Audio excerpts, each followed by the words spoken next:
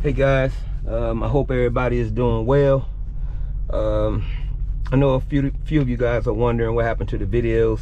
I had to take them down and find another truck for us to use, but nevertheless I got that taken care of. So I will be posting more videos.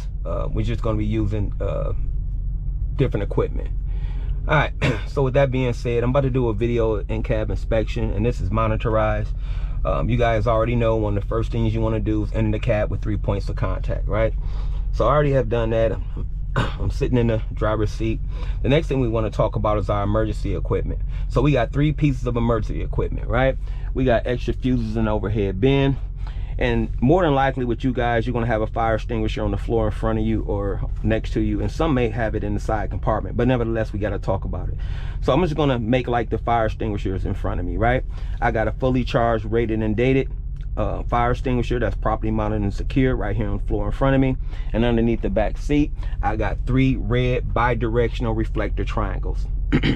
Once I'm done with that, I'm gonna do my city horn and I'm gonna do my air horn. All right, once I'm done with that, I'm gonna knock out my windshield. My windshield is properly mounted and secure. It's not cracked or broken. There's no illegal stickers or obstructions that will block my view. It's clean, it's in good condition. Then I have my left and my right trafficking monitoring devices, right? And they are properly mounted and secure. They're not cracked or broken or damaged. There's no illegal stickers or obstructions that are blocking my view. They're clean and they're adjusted to me. At this point, I'm now gonna do a safe start. First, I'm gonna cut the key to the on position. My ABS light came on, it went off. That indicates that it works. And my depth gauge is working correctly and is reading that I got a full tank of depth. All right, at this point, I'm now going to safely start up the vehicle. All right, my primary and secondary gauges are building up to the governor cutoff of 120 to 140 PSI. This particular truck is governor cutout at 140. All right. My windshield wiper arms and blades are properly mounted secure. They're not cracked, they're not bent, they're not broken. The blade is not worn, torn, or frayed. They smoothly wipe the windshield.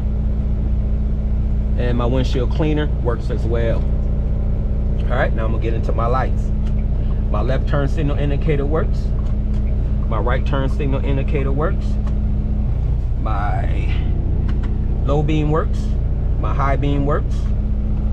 Let me find it in here. I'm not familiar with this truck. Let me just find my 4-way flashers. They're in here somewhere, probably on this control panel, and there it is. And my 4-way flashers works as well. All right, my defrost and heat works. All right, so my defrost and my heat works on all speeds. All right, so we're done with that. The next thing we're gonna do is our tug test. All right. So with my primary and secondary gauges reading at the governor cutoff of 120 to 140 PSI, I will now perform my tug test, and this particular truck is governor cutout at 140. I'm first going to tug against my trailer by releasing my tractor brake. So let's do that. So I'm going to push in my tractor brake and tug against my trailer brake. All right. That was successful. Now I'm going to tug against my trailer brake by releasing my tractor brake. So sometimes I get confused with this. No, I'm gonna tug against my tractor brake by releasing my trailer brake. Sorry guys. So I'm gonna push in the red one to tug against my tractor. All right. That was successful. Now I'm gonna explain my service brake test. I'm gonna pull forward no more than 5 miles an hour, apply my foot to the brake, come to a complete stop, and make sure the vehicle didn't pull to the left and it didn't pull to the right. I explained that successfully. Next part of the test I'm gonna do is what they call the air brakes test, right? In order to do my air brakes test, I'm gonna let my primary and secondary gauges build up to the governor cutoff of 120 to 140 PSI. This truck is governor cutout at 140. So let's make sure we at governor cutoff.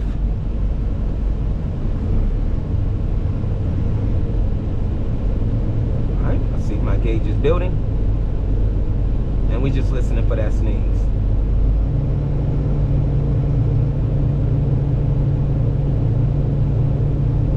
This is very important. We always want to make sure we hear that sneeze, but sometimes these gauges will fool you, so we want to hear the sneeze.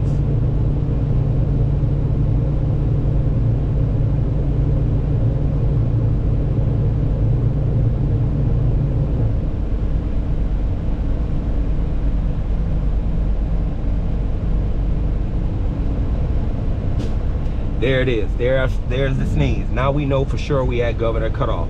Don't ever take that for granted, right? Always make sure you hear the sneeze. That lets you know for sure that you're at governor cutoff. So the next thing we're gonna do, we're gonna cut the engine off, cut the key to the on position, all right, and push in both these valves. Now our wheels are not chalked, right? So instead of pushing in both valves, I'm only going to push in the trailer valve, all right, and leave the parking brake engaged, just so we don't roll. But when you on test day, you want to make sure you push both of these in. So I'm just going to push the one in.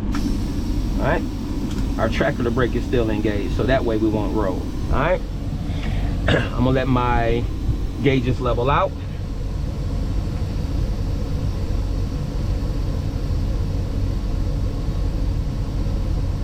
All right, they have leveled out.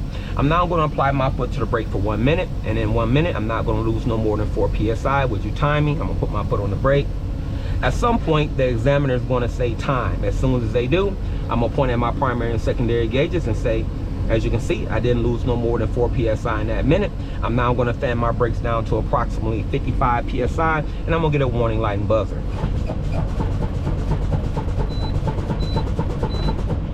There's my warning light and buzzer. I'm going to continue to fan my brakes down to 40 psi, and both my valves is going to pop out. Now only this one is going to pop out because I didn't push them both in. I already explained why I didn't do that, right? So let me just fan it down, and that trailer brake is going to pop.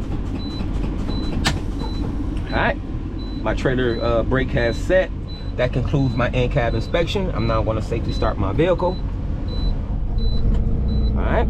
And at this point, I'm gonna ask the examiner to help me check my lights. That's gonna be my left turn signal, my right turn signal, my four-way flashers, my high beams, my low beams, my clearance lights, my tail lights, and my brake lights. All right, guys, that's about it. And again, I apologize to you guys for last week. I'm gonna make sure I continue to make a way to make sure you guys have some study material that you want to go over. I do know these days a lot of folks are visual people. They like watching videos and stuff like that, and so do I. If I'm working on something at home and I get caught up, I run straight to YouTube, right? So we are very blessed to have a platform like YouTube to help us all out and trying to achieve our goals. All right, guys, again, this is Ham, and I'll see you in the next one.